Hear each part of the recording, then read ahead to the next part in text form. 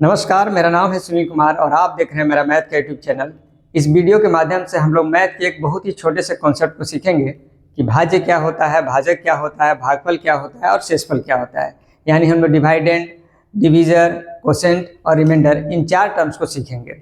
देखिए, तो हम लोग इसके लिए एक चीज़ आप हमेशा ध्यान रखिए, जैसे जब आप भाग देते हो कभी तो कुछ इस तरह का बनाते हैं, तो यहाँ पर जो होता है इसको कहते हैं डिवाइडेंड।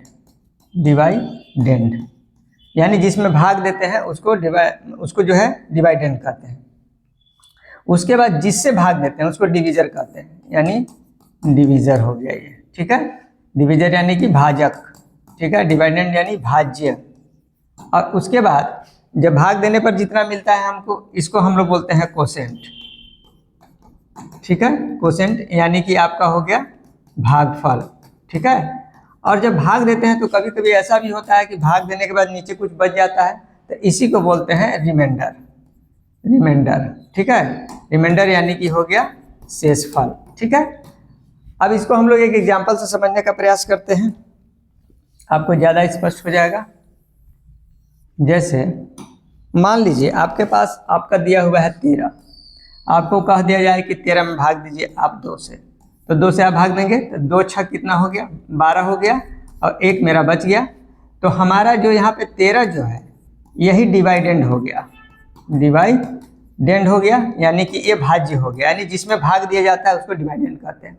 जिससे भाग देंगे यानी 2 से भाग दे रहे हैं तो ये मेरा डिवीजर हो गया, डिवीजर हो गया, यानी ये भाजक हो गया, ठीक है।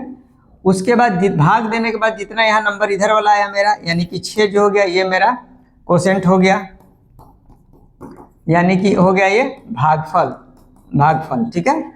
और लास्ट में जो बच गया यानी 1 जो हो गया, 1 ये मेरा हो गया शेषफल यानी रिमाइंडर हो गया, रिमाइंडर, रिमाइंडर, ठीक है। ये हो गया आपका शेषफल, शेषफल लिख लीजिएगा पूरी तरह से।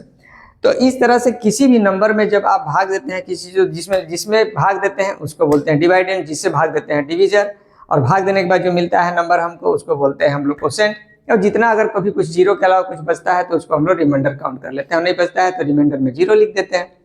मुझे लगता है कि ये वीडियो आपको पसंद आया होगा, और इसी तरह का मैथ का छोटा छोटा कॉन्सेप्ट सीखने के लिए आप हमारे चैनल को सब्सक्राइब करें, क्योंकि इस चैनल के माध्यम से आपको बेसिक मैथमेटिक्स सिखाते हैं।